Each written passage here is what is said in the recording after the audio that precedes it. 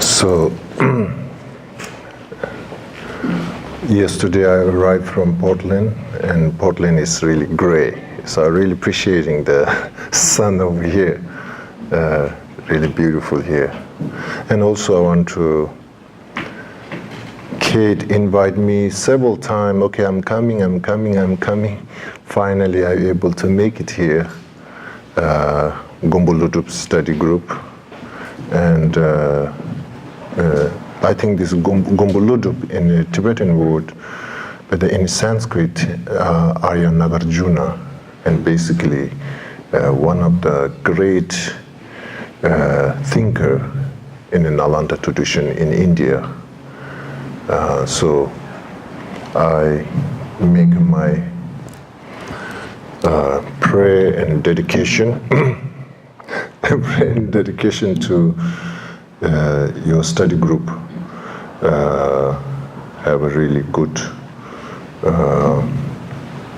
study and practice, and flourish your individual, your own practice and meditation. And thank you. Thank you. So I feel auspicious to give a talk in the Gonpo Ludup study group. Nagarjuna, in a way, it's a Nagarjuna study group. So anyway, so today's topic this afternoon basically discuss some of my thoughts in how to be happy, I think very important, and maybe we can do a short meditation how to be happy. And then later, the second session, we're going to do a healing Buddha, a medicine Buddha, Jena, the empowerment.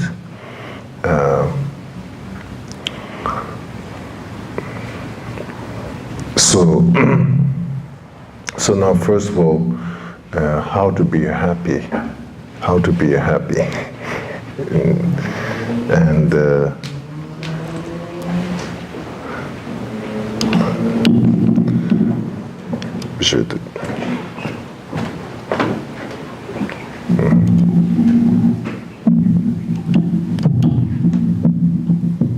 perfect. Yeah.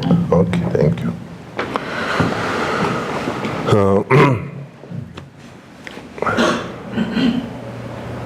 And also, one way to look at how to be happy, I think, accepting we are suffering. What you think? Accepting, acknowledging our pain and sorrow, acknowledging.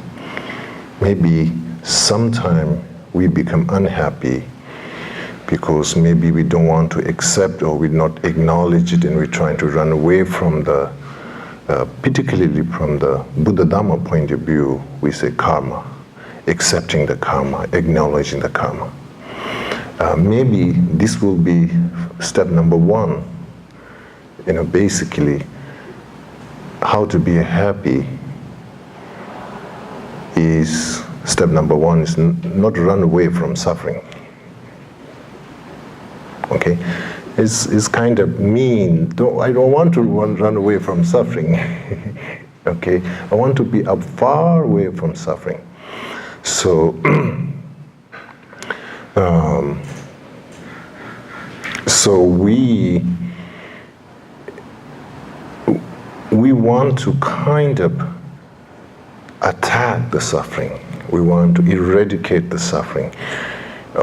We want to kind of push away the suffering, and that's the way to get the happiness. The approach to happiness is the way, something push something and pull something, and that's the way to get happiness. And somehow push something and pull something also kind of turns, again, in a Buddha Dhamma language called suffering of change. Suffering of suffering, suffering of change, all pervasive suffering. within the Four Noble Truths teaching, we call the second type of suffering. Basically, again, so there is a kind of like a, why we not get happy in our daily life, because we go through this circle, chasing something, pushing something, and kind of go circling into that. So one thing is somehow to be supported. It's not kind of like a fueling the suffering or putting more fuel into the suffering, but it's basically ease and understand and peace and acknowledge. I think that's one of the cause of our suffering. What really keeps the flame of the suffering alive is because we keep chasing the suffering. Okay, pain, fear. Okay, so anyway,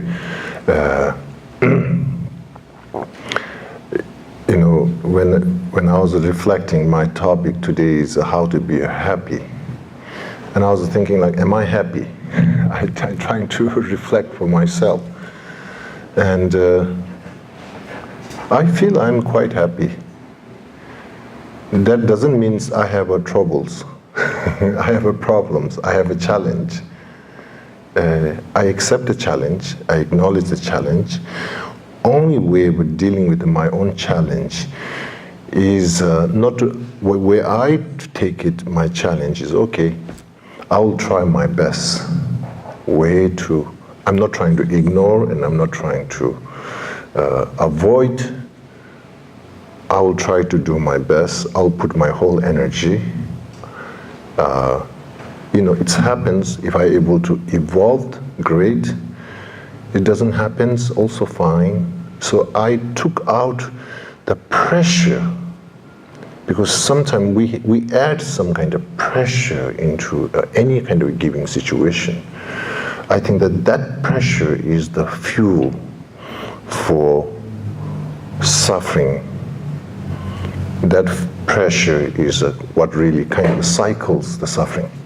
So therefore, I think very important.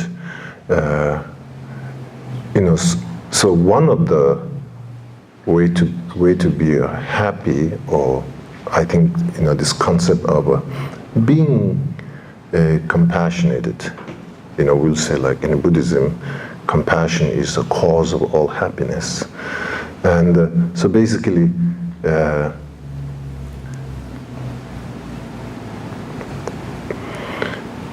this concept of self-compassion, what really makes, how this, in the first place, this issues, concept of self-compassion, we being so much,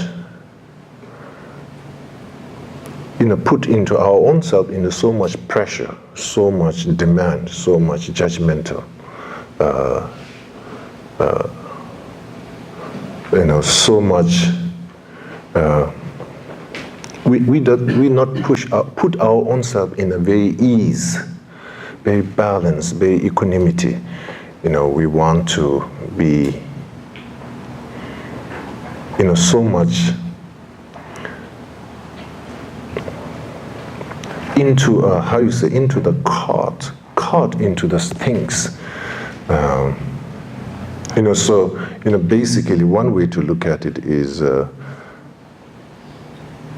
When we say, understand the suffering, that's basically fundamental foundation to way to develop the self-compassion. I think of self-compassion. I think self-compassion is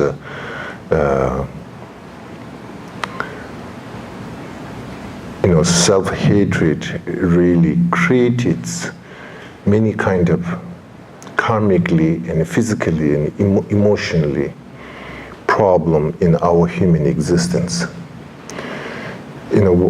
Sometimes I feel like, sometimes days people have a kind of very, like such as a cancer. There's a high rates of cancers coming up. And I think, of course, there's external environmental things is there, but the more important part is internal environment, that once we have a more kind of like a self-hatred and more kind of like a self-critical, and these kind of like internal thoughts and emotions, I think they may play a very important role to having, although you kept your physical in a whole perspective healthiest, nutritious diet and everything, but somehow you got catching those kind of very challenging things. I think the emotion that in a diet-wise, you are taking all these healthiest diets. And emotionally, you are taking all these toxics, kind of like a constantly hitting. So therefore, I think, and in some case, this kind of like a very high rates of this kind of cancer issues. Sometimes I think, of course, there's the genes and those external conditions is there, but the much more, I think, the internal, how we treat our own self and how we view our own self. And that's, I think, playing a very important role from the health point of view, or even also. Okay, we pay attention so much the external substance, the nutrition, and so much. But I think the internal mind, we're going opposite direction, and is creating this kind of even a physical level. Of course, in the emotional level, there's an unrest and unpeace. So another way to look at it, how to be happy, is basically one thing is the concept of self-compassion. I think this is one thing that, as earlier mentioned, acknowledging, accepting the suffering and challenge, not push and not pull, and kind of not passive but keep moving. Okay, that's the one thing. And another thing is the self-compassion. So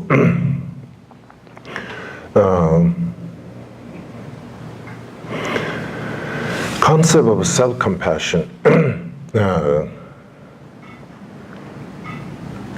how we start this one, and I think this is very important. I think concept of, I say how to develop self-compassion.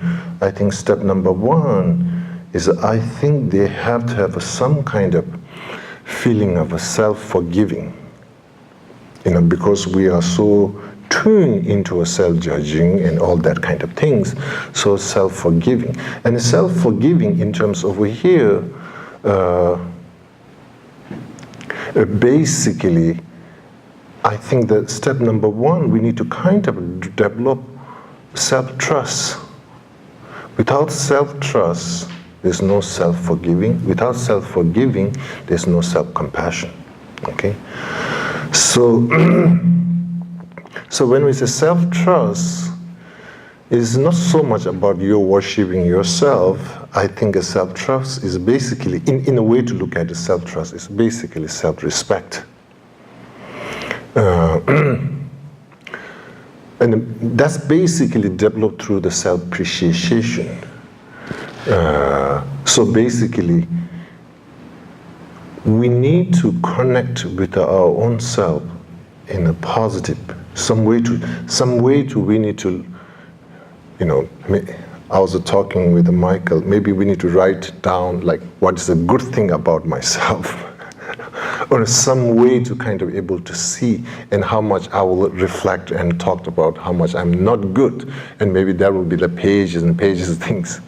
So maybe another page, something positive that we can reflect to seeing, So that's kind of like I think the like of a self-positive reflection. I think one is a problem. And this is a coming like of a self-positive reflections happening, because in a way I think somehow our human psychology, we kind of like a self-positive need to be this kind of like a positive of myself need to be acknowledged by my core, my friends, or surrounding people. This I have no control to see myself positive. We have almost like feeling this is like another people need to kind of judge. You put yourself into that position, and they need to kind of like assess me to seeing my positive. So this control we need to take back into our own hand. Basically, positive self-reflection is a non-depending to my own kind of like another people to me to reflect. Okay, so this is a somehow this habit, and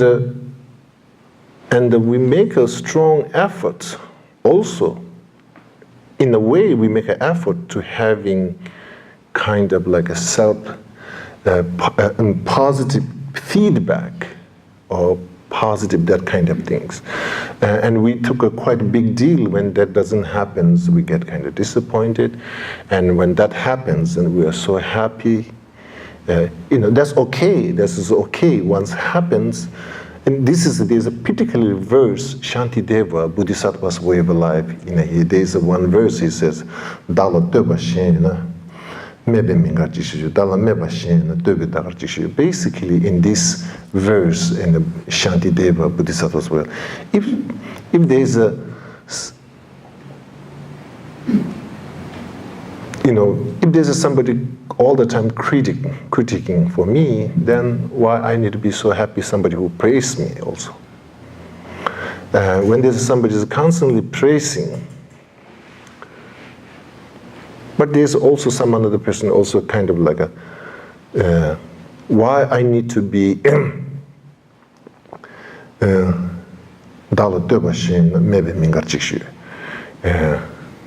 why I need to be so sad by critic. There's no reason, because there's some others also praising for me. So basically there's this kind of like a balancing of a positive self-reflection, basically.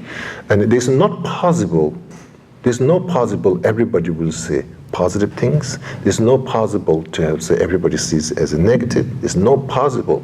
So we as an individual person in the basically balancing between these two input. These two input also we cannot control. There's two input going to happen. Even you have a full self-compassion, doesn't matter. Critic, judgmental from our external world may happen. That constantly happen. So basically, what we're going to change is our own kind of perspective, and how we're going to relate it with such a reality. Kind of equanimity. If there's something critic, there is somebody's also praising. If there's somebody praising, there's somebody's also going to critic. So basically, this kind of like a equanimity feeling, how you related with the world, not overexcited and not over kind of depressed. So basically, that one is, I think, the number one, how to develop the self-respect and self-compassion, that kind of like equanimity. Meditation, compassion also all the time is fundamental foundation. Meditation and compassion requires meditation into the equanimity. So therefore, meditation, when you're doing a meditation with self-compassion, first you have to do a meditation in equanimity, and that equanimity is basically related with those two things: praise and critics, judgmental, negative judgmental or positive judgmental. We have to kind of like build, before we're doing a self-compassion reflection, a self-compassion meditation, this kind of equanimity. No reason to be so depressed, because there are plenty of people, my friends, and there's another me also praising for me. So this kind of like a exercise, emotional exercise. Rinpoche, I'm so sorry. I think the mic needs to be closer to your mouth. Okay. Everybody hear okay? Yeah, okay, that's good. Okay.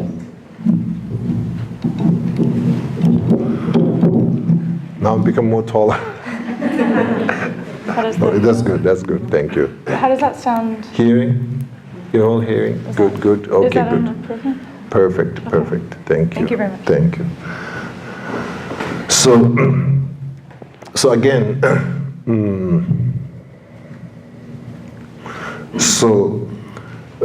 the first one I say, acknowledging and accepting.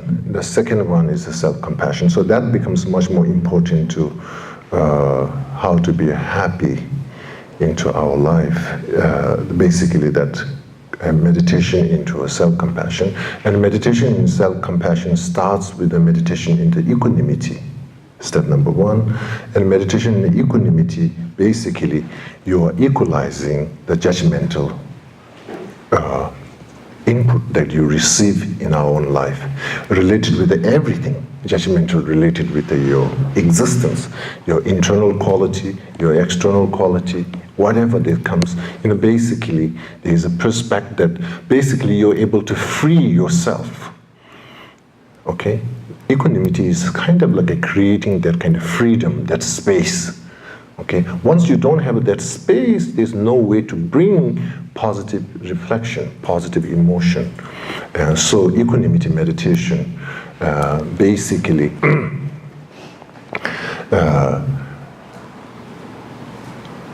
equanimity, and based on that equanimity meditation, then I think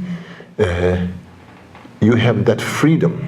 You are much more open, okay? So I think, pretty much sure if you do this kind of exercise, equanimity meditation related with yourself every day, definitely you may living in a small house, but you have like a penthouse emotional house.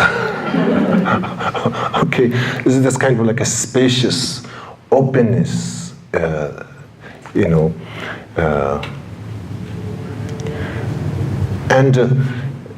so therefore, equanimity meditation, I think this is really important. I think if we miss in a daily basis dose of that kind of equanimity meditation, I think definitely we're going to affect our interaction into the world, how we engage. Okay, definitely going to engage, because. So I will highly encourage, that kind of like, instead of opening, instead of the morning once you get up, instead of going to your emails or whatever, your Facebook message, or instead of going all that stuff, maybe kind of like exercising or meditating, in inner exercising, this kind of like equanimity. You can go through like 3 times of reflecting. Almost you can say for yourself, kind of like a mental recitation. This Shantideva's verse. If there is somebody is criticizing, why should I be so feeling low? There's somebody can be praising for me. If there's somebody is really praising for me, why should I get overexcited? There must be somebody also criticizing me. So we can say, like, in a kind of almost like you are preparing, you are rehearsing for day and the life that you're going to face. And so here you have already set up really strong wisdom over here, equanimity meditation, that you are really, basically you are saying, I'm not going to play that game. That's basically equanimity meditation is saying, I'm not going to play the samsaric game. So you set up that kind of equanimity meditation, very important, okay? Then once you do that exercise almost like 3 weeks, every day, like 15 minutes, that kind of equanimity meditation again and again, I think will make a difference, really change, okay? Then, within if you're doing for like a 15-minute meditation, you reflect that quite strong, then open for, based on that, then you open for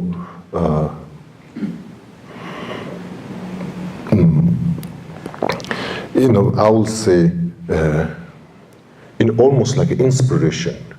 what I can do something positive things. You can say for myself, without harming anybody, what I can do something positive for myself without harming for anybody. So that kind of, just basically something, positive input, positive action implant, equanimity, and then positive action implant. It can be simple as cleaning your house where you're living. It don't have to be a huge kind of change for the world, even some positive change into your own environment. That kind of thing. Also, something that negative behavior pattern, if you see after the equanimity meditation, making kind of like a self-commitment. Okay, today I will be much more pay attention for my, anger, or there's this kind of like a strong attention setting. That becomes, I think, a very important part of the self-compassion meditation. Okay, equanimity, and then setting a strong, intention, positive intention, something that, positive intention. First, don't, of course, in Buddha Dharma we say positive intention, all sentient being. Before you go there, maybe it's good that I will stop the action that harms myself and harming for another. So that kind of setting positive intention. So in this kind of, in second step, you don't do so general, you have to do specific. If there is a pattern of that kind of like a anger or pattern of a negative behavior, specifically you notice, and that need to be bring into the second step, the setting up strong tension, positive attention. At the same time, when you're setting that positive attention, you have to be careful. Sometimes we put with a positive intention, then you bring expectation also. That sometimes happens. So make sure it is a simple positive intention. It's not, should not be polluted with an expectation. Okay. Sometimes our intention kind of goes into the expectation, and what happens is then tomorrow, it didn't happen good, and you're starting to judging my own intention. Okay, so make sure there is still, I will say the second step, attention with the openness, not with the expectation. So there's kind of equanimity.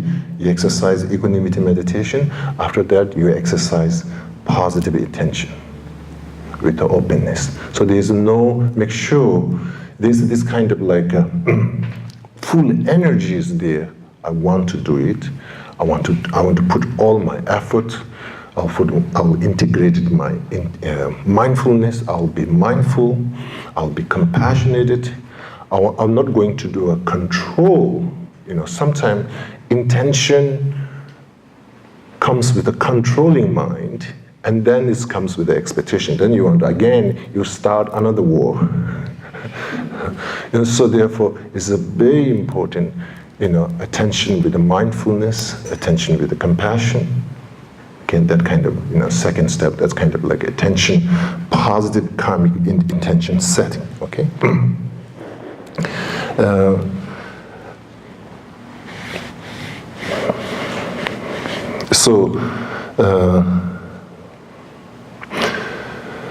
Then the third one, related with the third one, and then I think, sometimes we can go up to first in the equanimity, we can do it, then setting the positive intention, we can do it. Now when it comes to the third one, the engaging into the action, so there is engaging in action when you're doing your meditation. During your meditation, basically,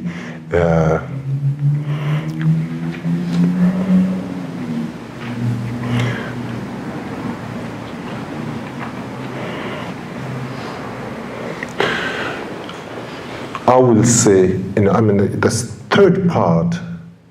the third part doesn't finish in your meditation cushion. The third section of a self-compassion is almost you have to stay 9 to 5, like kind of have to go through all this. It's not just the first and second you can finish in the meditation cushion, and the third one is basically rest of the day.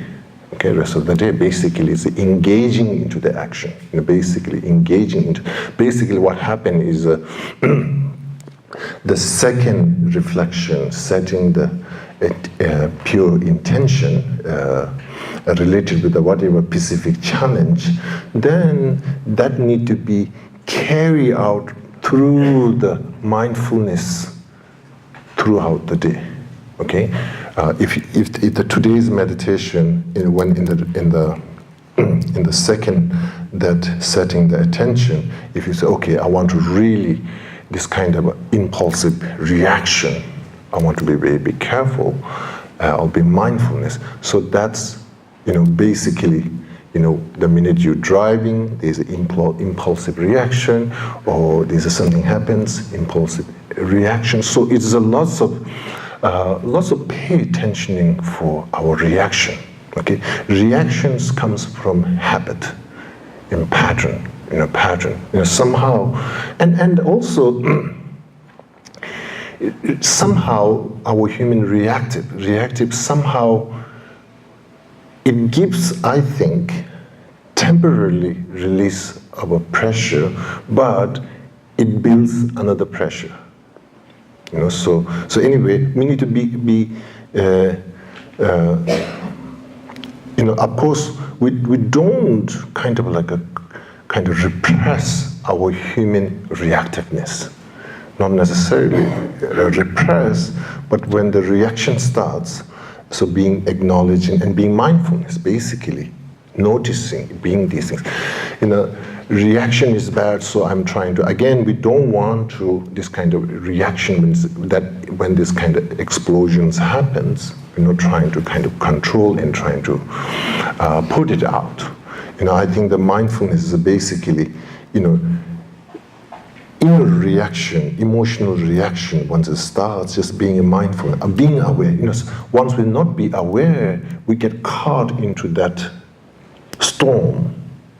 And then basically what we don't want is, we can have the reaction, but we don't want to lose the compassion. What really we don't want is not losing the compassion. Reaction may come up. Okay. If that reaction becomes a cause for losing our concentration and compassion, then we are really kind of, I say, doomed. or as you say, screw up. Okay. So reaction comes as okay. We be mindful and be aware. Don't try to control. Just being mindful and pay attention, we are able to sustain and keep going the compassion. What really we don't want to lose is losing the compassion and concentration. Coming up our reaction, yeah, this happens. There's so much strong habits there, but not caught into that one. Okay.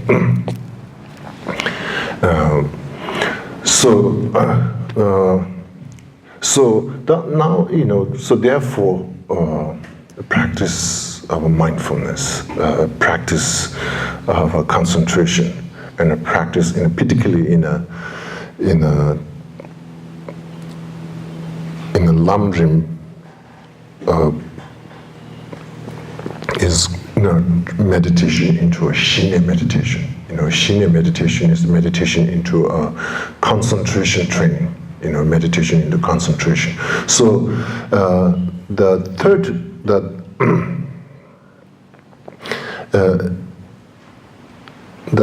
point in the meditation related with the self-compassion is basically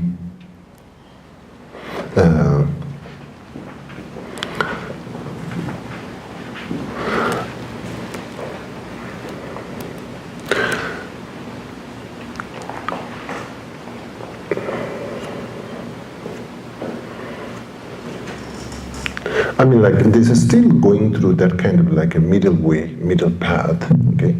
So anyway, I'll just say I'll stick with encouraging you to mindfulness related with that intention.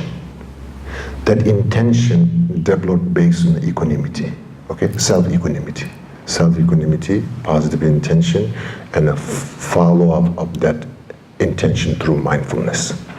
Okay, so these three steps, I think, way to develop,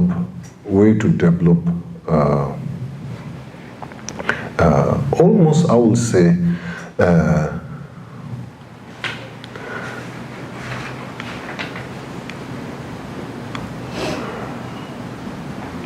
self-forgiving.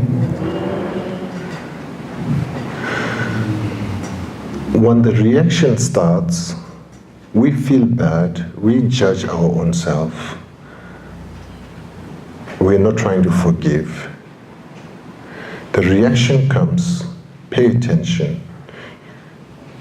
Make sure we don't lose the compassion. I think this is the ultimate way of forgiving our own self. Usually we don't forgive our own self for many things related with the negativities. I'm not supposed to be that. I'm not supposed to react. I'm not supposed to get distracted. I'm not supposed to all that. Not supposed to be that. I'm supposed to be this perfect.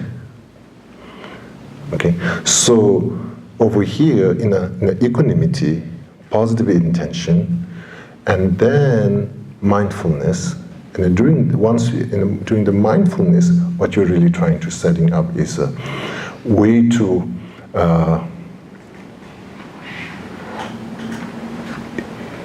keep not that mindfulness is not so much controlling the reaction.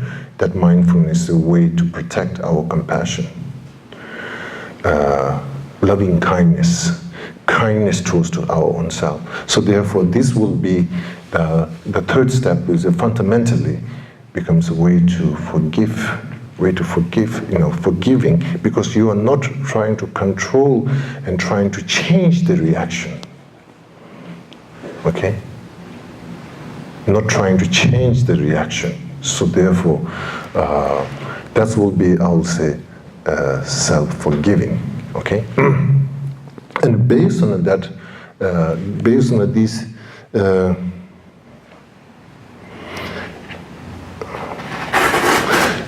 basically not judging for the reaction,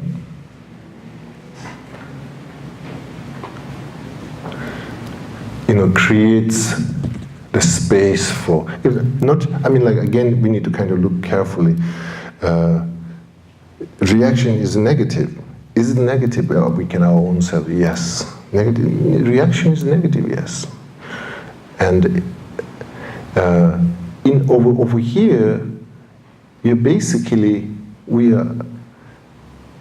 as I mentioned in the first step, accepting. Happiness is how to be happy. I say accepting the suffering in the first place. I say that, and over here is the same thing, accepting of a reaction, but not caught into the reaction. And not losing the compassion. Once you're caught in the reaction, we lose the compassion. We lose that kind of like openness. Okay, so therefore, this is coming down into the kind of like accepting the suffering. In the same way, acceptance of a reaction is one way to cultivating self-forgiveness.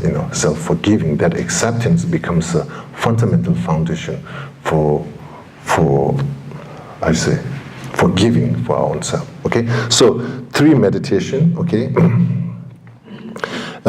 equanimity and positive intention and mindfulness. Mindfulness is related with the reaction. I was just saying mindfulness is related with the reaction. Okay, reaction. So, in our daily life, we have a very reactive. We are very reactive with our things surrounding world around. So accepting reaction and then not controlling reaction and not repressing our reaction, but not losing our compassion. That's really the key thing to cultivate self-compassion. Okay, and also which really includes self-forgiving. Okay.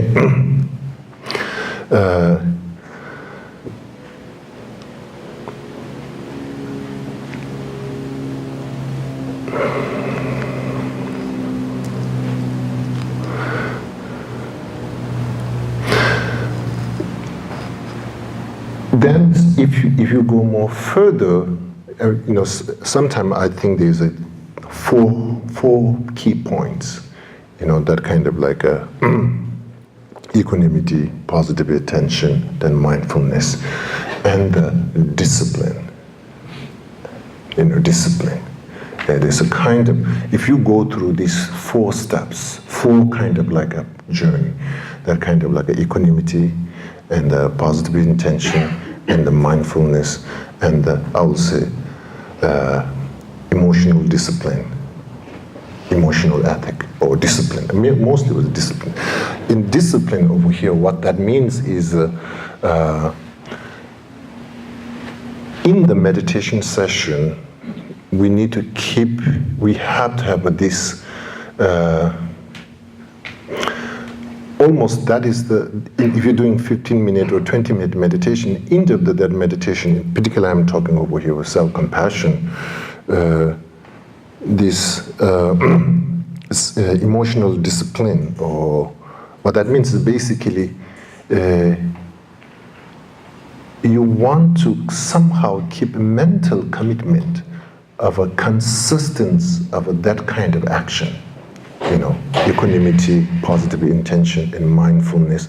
And step number 4, you are concluding, you are kind of looking back to those 3 steps and saying that, yes, all this, like, it's not just like a one time I'm going to doing this one. There's some kind of mental commitment. You're keeping some kind of mental commitment.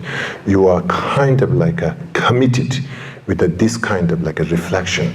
So you go through this 1st, 2nd, 3rd, and then in the 4th, you're making this kind of like your own commitment with that practice. And that's really important, When we're not committed, then it becomes not that strong. It's kind of like a 1 or 2 day you did it, and then you keep looking for something different. And then you find something meditation, and then you change, and you again. So therefore, kind of like you start here a little bit, then you start here a little bit, and you start. We have this habit. Like we start here a little bit, then we don't finish this one, then we start another one. It's this kind of like a coming through our own dissatisfaction. Okay, so therefore here, even with us. Spiritual meditation, that kind of a commitment is very important, And is there a multi-option out there? Yes, absolutely. There's so many. Every day we can have one different meditation for the rest of our life. But then where the progress is. So in a self-compassion is a cause of happiness of our life.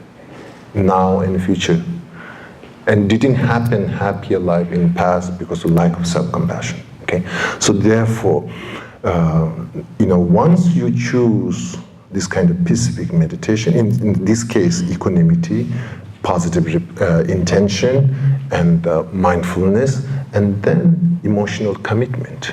In the end of your meditation, end of that session, you have to have that kind of like a emotional choice, I want to follow. That kind of commitment is important. So you can have this kind of flow, consistent in a meditation. Kind of like it's anything. When you go through any kind of training, you take a medicine, you have to take a consistency. If you miss the timing, it's exactly same with the meditation. There's no miracle. There's no, like suddenly everything's changed. It's kind of built up. It is a built up our strength. It's a built up our inner strength. It's just repeating, repetition. It's a repeating and repetition. Sometimes we may lose We just, okay, it's fine. Okay, today miss, I'll again, not giving up, repeating this kind of positive reflection, repeating somehow in ancient texts, it's a law is nature of a reality that mind is just follows the habit. You know, change happens through the following the habit. So basically, okay, so self-compassion. I think that's the one of the.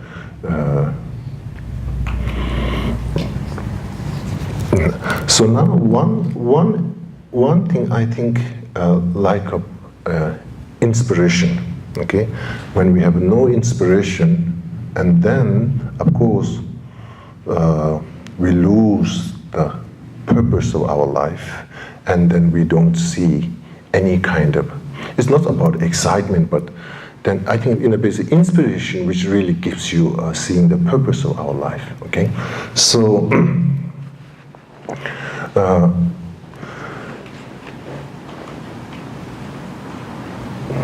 Usually, how we start our inspiration, usually we kind of like follow, okay, this, everybody say this is good, and everybody telling me this is good, so I should do this one. So again, it's go to the same habit. Everybody say this is the best, everybody telling me to do this, I think this is the inspiration. There's a confusion of the inspiration, okay? So, so now I can, one I think is a very important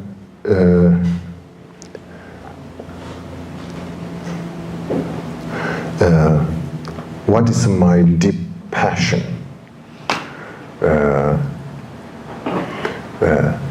Not logic based, because lots of time we use so much logic based. You know, because this, and this is a whole thing coming with the intellect and with the ideas and the suggestions and in advice. You know, so here, inspiration or you know, so again, this is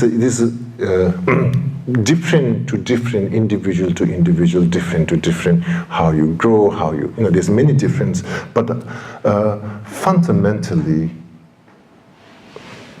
it should not be logic basis, I think. It should be a kind of like a gut, kind of like a more emotional than the logic. If there's a more logic, then there will be another kind of logic can become there and kind of make it destroy that. You know, so therefore, purpose of my life, when you think, you know, what is my purpose of my life? So finding my purpose of my life, not through logic and reason, okay? So I think it may kind of like a, how you say, it may kind of, you know, so maybe if we say like, how I can find such a my purpose of my life, and maybe from the Buddhist perspective, we'll say like, first we need to settle all the logic and reasons.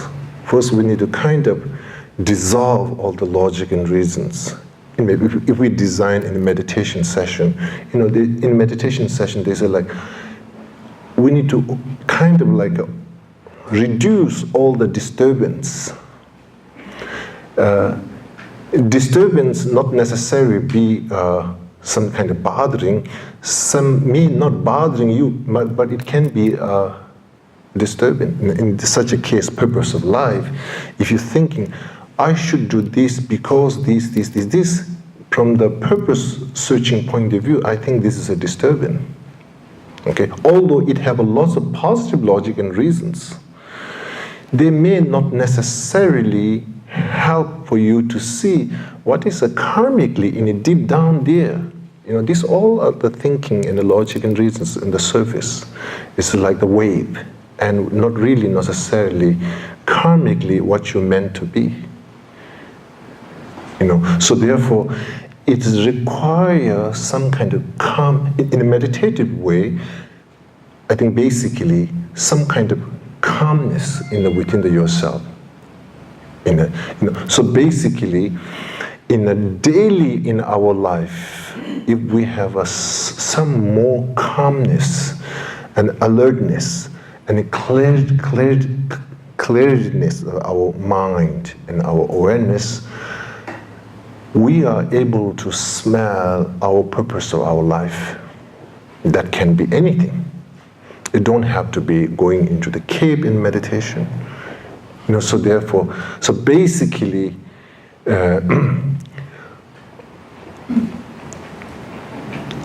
finding the right intersection. If you're in the wrong intersection, so then none of the axes are good for you. So if you're in the right intersection, in that intersection, there's the right axis for yourself, wherever you're going karmically.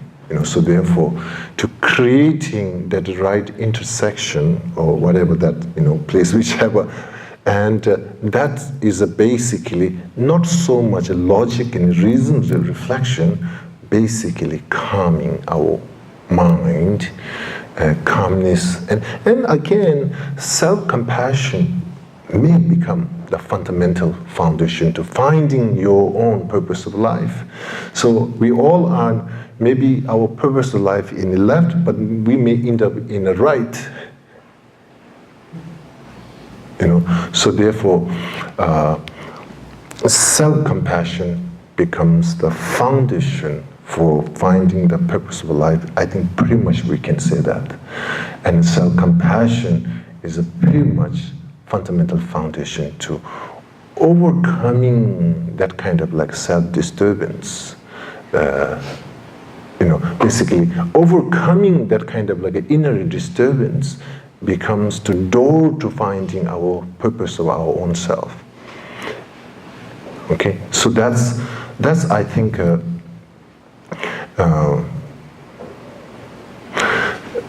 then even another way to if we go a little bit more further from the Buddhist perspective, what happens now? I'm already in this direction, and I'm not sure this is my purpose. Can I reverse and redirecting everything, or can I able to transform whatever path where I am right now to purpose of my life? Again.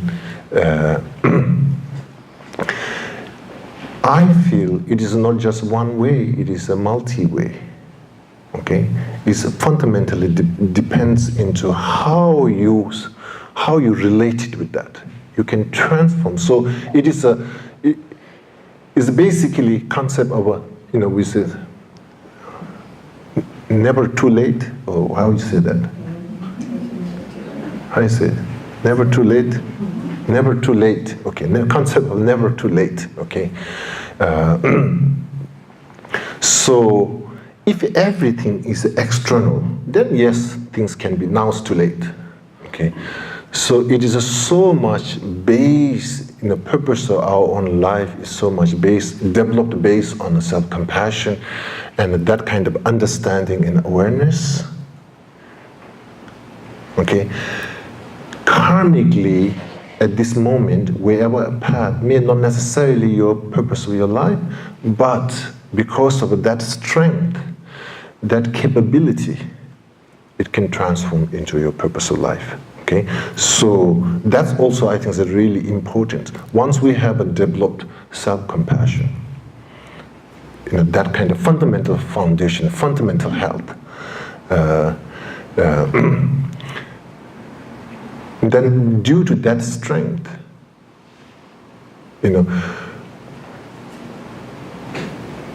purpose of life is not like as a saying, it's just kind of like a one way, and it's kind of like a unity.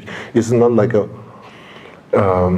one train that comes and you catch, you miss, you lose your purpose of life. It's not such a like that. It can be multi-approach. And fundamentally, that was developed based on self-compassion. So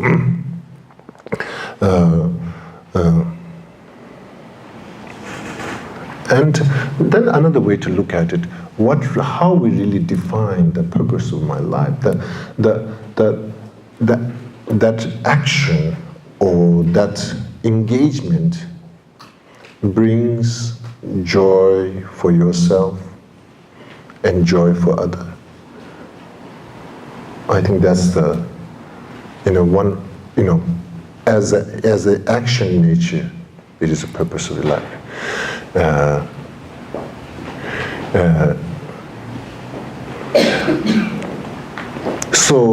So basically, purpose of your life need to look at from the defining from the.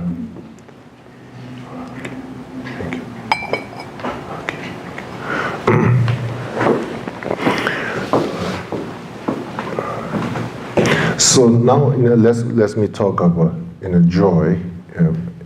What really means joy? Here we joy. Joy.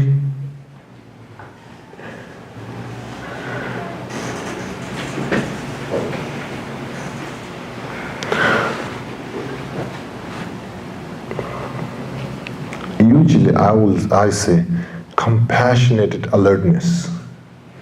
Compassionate alertness. Joy is not something that you spaced out, you feel all the time, good feeling. In this case, compassionate alertness, basically these actions and these challenge doesn't really kind of like draining your energy. This challenge and engagement kind of like fuels my energy engagement. Okay, so that's, I think, the joy. Something that brings more energy, something that brings more inspiration, something that brings more alertness and compassionate. All these things based on the compassion, of course. And then I think that's the joy. The joy is not so much like so relaxed and kind of like spaced out. So basically, brings furthermore energy, furthermore alertness,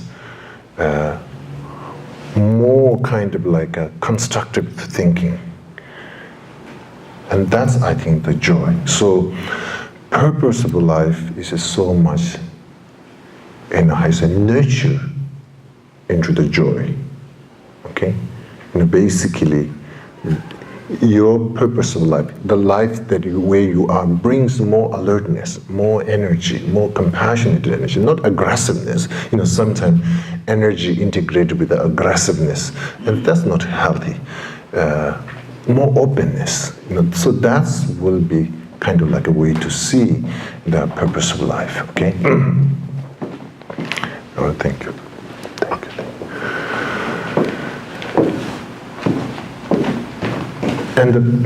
And again, that doesn't mean you have an answer for everything for your life. Again, that's really important. I found purpose of my life. Now all the questions are answered. If we're looking purpose of life, finding with the answer for all your life,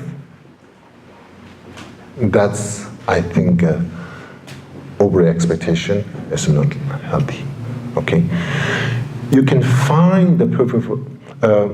You can find your purpose of your life without knowing the detail. You may be totally ignorant into the detail, but you have a full joy for the vision. It sounds strange, but our head, again, like the same thing, will want to know the detail. The reasons, the logic, and things. So let me put together this way. Myself and a group of us, we started Buddhist college in Portland, and when we were thinking about that, much more, not so much into the logic. It is a much more heart feeling. This will be great. This will be beneficial. And with this inspiration, a challenge And the detail, of course we have to face the detail. Sometimes we look for the detail first and then finding the purpose. I think we should go another way. You become brave with the detail. I can concord. That kind of attitude, be very brave with the details, don't be fear and kind of limit yourself with the detail. Kind of like expand yourself with the purpose of your life, the vision, the joy. Okay, expand yourself that. And then I think the challenge, the detail, you can easily overcome. You can easily, we human beings, we have intelligent, we have a way to look at it. As in the West, I say, if you have the will, there is a way. That's true? I think that's really true. The will coming not from the logic and reasons, not from the detail, the will comes from your gut, your vision, your passion, your purpose, through clarity of your head and kindness of your heart. Then you see that your purpose. Okay. So finding a purpose of your life doesn't mean, again, you answer everything your questions. And if all the questions in your life is answered, maybe it can be really boring. No, I don't know. Let's see what happens with that. Okay, so that's, I think, I think the key point, these things, if we able to kind of orient it our own self, and within the in self-compassion, I introduce 4: equanimity, positive reflection, mindfulness, positive intention, mindfulness, and emotional commitment. Basically, I'm trying to draw these 4 points, reflection related with, when you say happiness of life or cause of happiness or whatever we're going to call. In a traditional meditation in a Tibetan Buddhism, not as a Tibetan Buddhism, comes from India. Shantidevas also in his text, they call purification meditation, purification practice. And this purification practice have 4 elements. Basically how to, 4 structures. It calls power of the base, and power of the antidote, and power of the resolution, and power of the reflections. It have those meditation structures. So what my reflection, these 4 points kind of like drawn from these meditation instructions. It's not suddenly I came here and here's a huge throne, so I made it up. It's kind of made it up, but there's a root that I pulled it out from these meditations. Okay, so have that, it has some kind of, it's not, just basically it's not 100% new age meditation. This is coming from Shantideva's 2nd chapter, gives a practice into the way to do a purification practice. Okay, and that have those key points. Okay, that's pretty much the happiness, cause of happiness.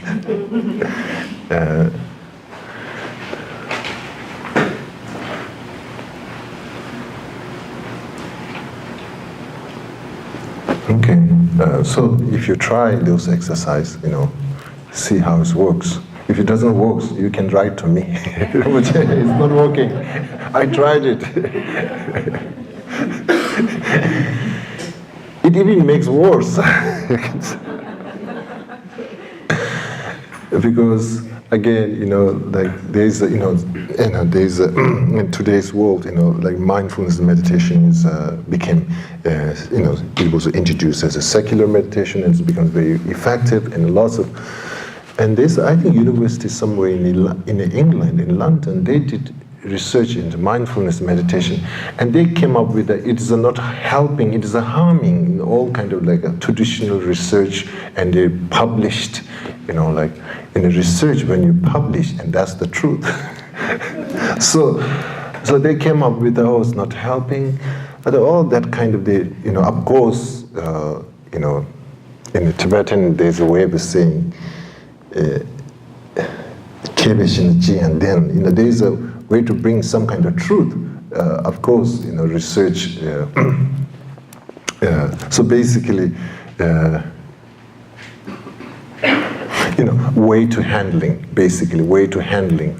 all those meditation and everything need to be holded. You have to have the good container. You can have many positive things, but if you have a fragile container, and then things can fall apart easily. So the container, how you contain this practice, and that is basically external environment, internal environment. Somehow.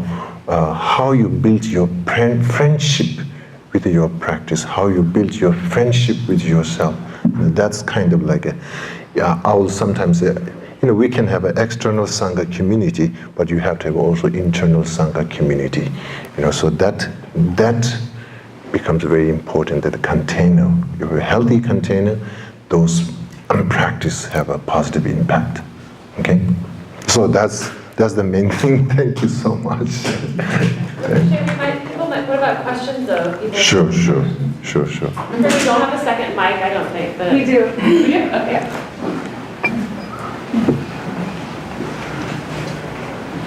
Does anyone have any? Come on. Everyone perfectly understands everything.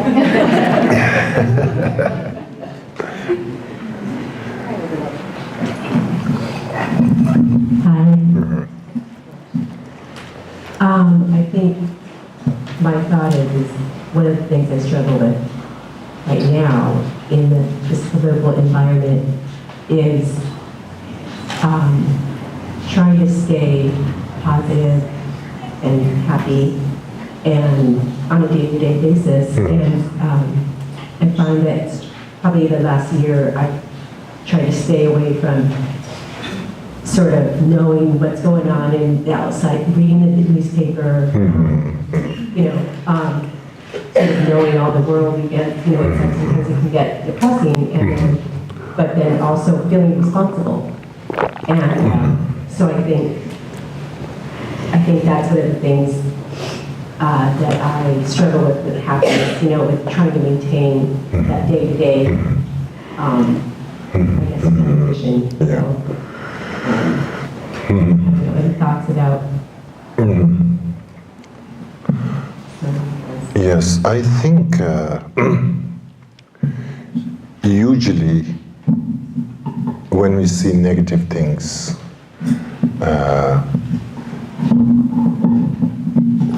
yes, it's very important to be a responsibility, very, very, very responsibility. But only thing can be disturbance starts once we react into the negativity. That's, I think we have to really pay attention when the negative things we see within our environment, within the global level or national level, anything you see and kind of disturbing things, usually we react. So in this case, I think, as I mentioned earlier, make sure we don't, basically, in an ancient text they mention source of unhappiness comes once there is a me and them, when there is some kind of like a discrimination, once there is a like I and the rest of the world, or when there's a separation, we see some kind of like a dualistic or something, there is this feeling, so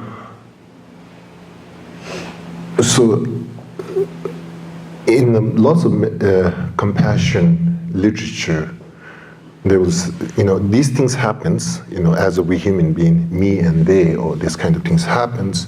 They say like, usually the instruction gives, seeing, I'm suffering, likewise they are suffering. I want happiness, likewise they want happiness. So that kind of like a mutual reality, kind of like trying to, building that awareness, that's also suffering, and also going through.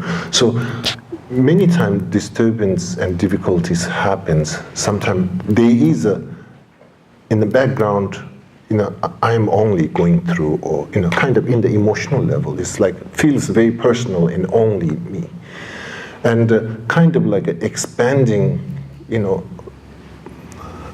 like me, they're also suffering, so therefore I want to have more compassion. So I think that basically the pressure or the energy where you're going to push, you push through, you navigate towards to compassion, or you navigate towards to reaction.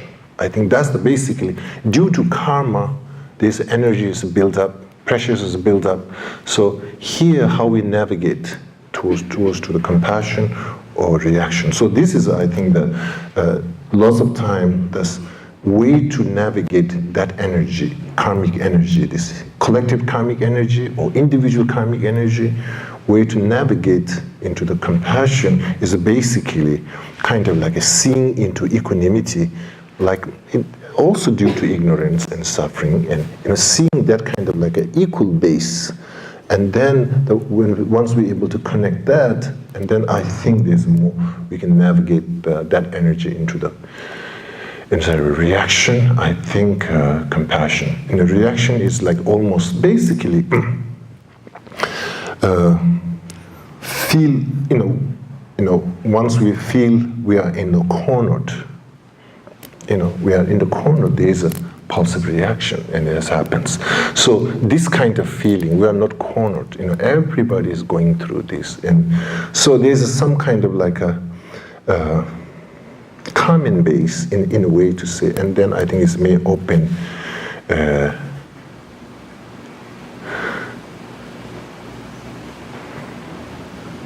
basically, anyway, sometimes when we're really mad or very kind of, somebody, whoever going through our nerves, but if you kind of like, not just living in the surface, if you go a little bit beyond that a little bit, sometimes perspective really change. Instead of reaction and pain, we can cultivate compassion. When you go a little bit more further, like just find a little bit more further, just scratching that surface a little bit more further, then you lose. Sometimes we doesn't scratch more further, and we see, just leave it that picture, and then we get kind of like stuck. And so if we kind of, we don't need to tear down big wall, just scratching a little bit, go beyond, that's whole change your response, your emotional response can be totally be different and change. But at the meantime, ultimately in such a case, I think that awareness and social individual responsibility, I think that's really the key thing. I think, yeah, then there's more, I will say, non-violent responsibility. Non-violence there's many. This is not talking about the external violence, but sometimes we have lots of internal violence. So basically, our responsibility or respond comes from inner peace, coming through that. Otherwise, we have lots of inside. If we have lots of boiling thoughts and very strong, and we approach our action through that, something doing externally positive or good, I don't know how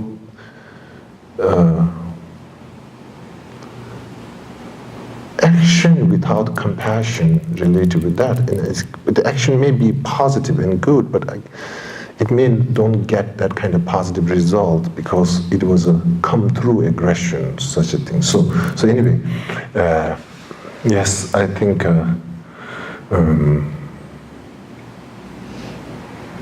I would say, again, going back to, there will be equanimity meditation. I was back to equanimity meditation, and then through that, transforming. Yes? Thank you for being here. Thank you. Welcome.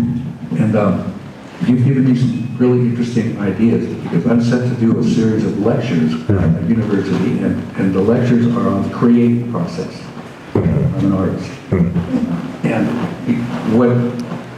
those 4 steps, I'm going to use some of the things you told me to. Okay, you have a whole copyright. It was really great when the 4 steps to, and then in action.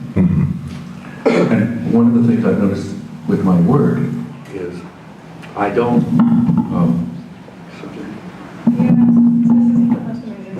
okay, is I've learned a long time ago to get rid of worrying about the details, because every piece I ever finish is better than what I first started. Because once it starts talking to me, it has its own life, and I just get out of the way. So I'm going to use the things that you've said, those 4 steps, to try and explain an efficient way of creativity. Maybe you can add something to that. Yeah, I think basically opposite of these 4 things are really narrow. And within the narrow, there's no creativity. So that kind of openness and clarity and spaciousness will create it, I think, infinite creativity, infinite possibility. So these things are,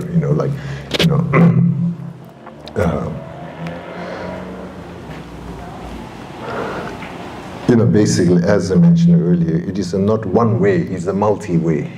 So that's I think that.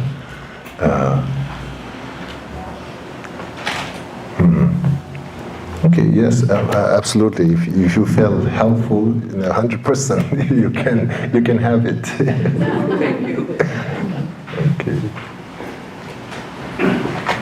Any other questions?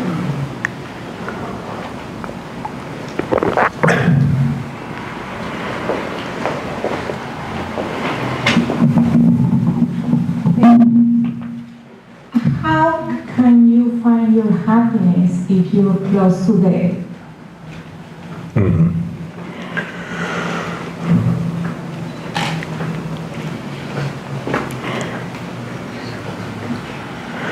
In some of the meditation, particularly in the traditional Buddhist meditation, we developed by reflecting death is anytime, any moment, any time. So there's no reason to clinging for anything. So some of the meditation we do is a way to. So basically, what happens is once you're close to death, that reality and that's real. That's the real. Basically, what in the meditation what we do is that every moment is a precious moment. Every moment I cannot afford to waste. So every moment you see the joy. Every moment you don't. So usually when you feel close to the death, you don't want to waste those kind of silly stuff. And use every moment, every meeting, every communication is appreciating, enjoying, rejoicing. Sometimes close to that is a very powerful. It cuts many kind of unnecessary things. Once we have a presence of this kind of awareness was a given. So basically we use such a meditation. Also, you can be physically so healthy. You have everything very healthy, but you reflect all the time. In some meditation, you reflect all the time. we call that impermanent meditation. That impermanent meditation, and basically that awareness, that is not trick. It's not trick. It's reality. I can be totally healthy, but my survival and aliveness is, I have not 100% in my hand. I'm dependent. I'm traveling. I'm walking. Anything can happen anytime, any moment. But kind of like a